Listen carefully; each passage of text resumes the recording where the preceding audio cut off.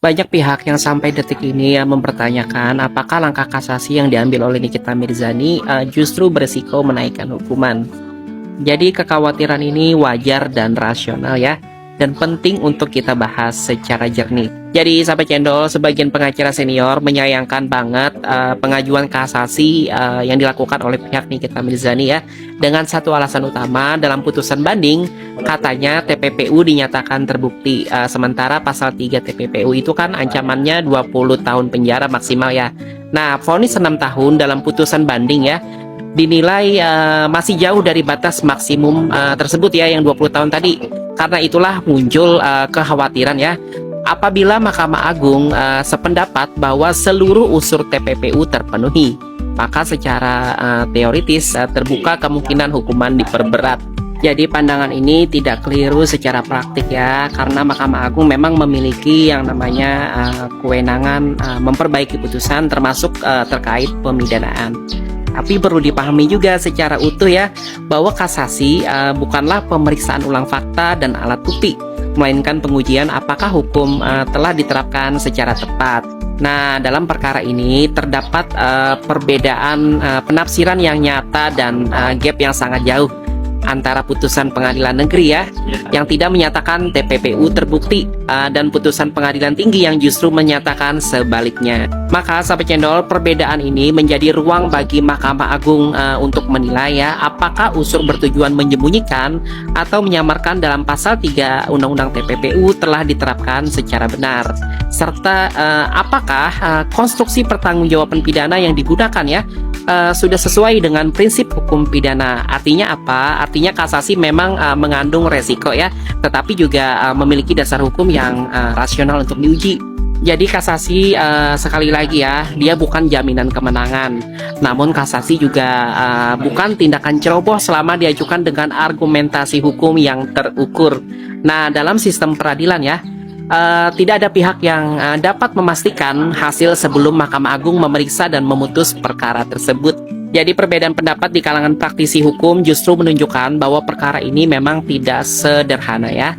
Dan dalam konteks inilah ya, kasasi menjadi ruang konstitusional untuk menguji apakah penerapan hukum sudah benar ataukah justru perlu dikoreksi.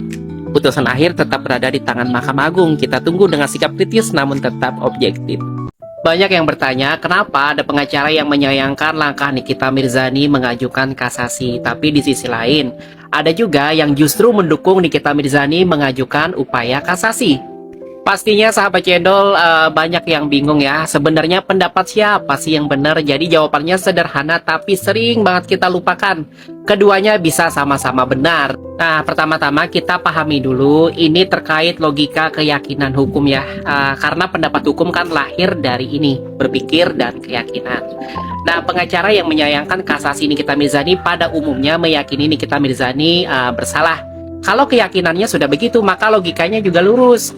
Untuk apa sih Nikita Mirzani menunda eksekusi pidana dengan upaya hukum lanjutannya? Toh kan udah bersalah. Nah, sebaliknya pengacara atau netizen yang mendukung langkah kasasi Nikita Mirzani ya, tentunya dia berangkat dari keyakinan yang berbeda bahwa perkara Nikita Mirzani dan Mail ya, ini masih menyisakan persoalan penerapan hukum, dan karena itu perlu diuji ulang di Mahkamah Agung. Jadi perbedaannya bukan soal pintar atau tidak, melainkan soal titik berangkat ini, berpikir. Kemudian banyak juga yang mengutip kasus Angelina Sondak, di mana setelah kasasi hukumannya justru naik. Itu fakta. Tapi pertanyaannya, apakah satu contoh kasus ya bisa dijadikan rumus untuk semua perkara pidana? Nah, disinilah logika hukum kita harus banget dijaga. Kita untuk menanggapi ini harus menggunakan contoh pembanding yang sering banget diabaikan ya. Ada juga perkara kasus korupsi ya, kasus Sarifudin Arsyad Temenggung, di mana di pengadilan negeri dan pengadilan tinggi ia dinyatakan bersalah dan divonis berat. Namun di tingkat kasasi, Mahkamah Agung justru menyatakan Syarifudin ya lepas dari segala tuntutan hukum atau onslah. Artinya apa? Artinya kasasi bukan alat untuk menaikkan atau menurunkan hukuman ya, melainkan alat uji terakhir. Apakah perbuatan yang terbukti itu benar-benar dapat dipidana menurut hukum? Jadi sahabat cendol, menggunakan satu pola ya untuk semua kasus pidana adalah penyederhanaan yang sangat berbahaya. Karena setiap perkara dia punya konstruksi hukum yang berbeda, punya pembuktian yang berbeda, dan cara hakim menilai unsur pidananya pun berbeda ya. Jadi wajar banget jika ada yang khawatir, dan wajar juga ketika ada yang mendukung. Kasasi bukan soal nekat atau aman ya, melainkan soal keyakinan hukum dan keberanian menguji kebenaran hukum. Dan disitulah esensi negara hukum bekerja.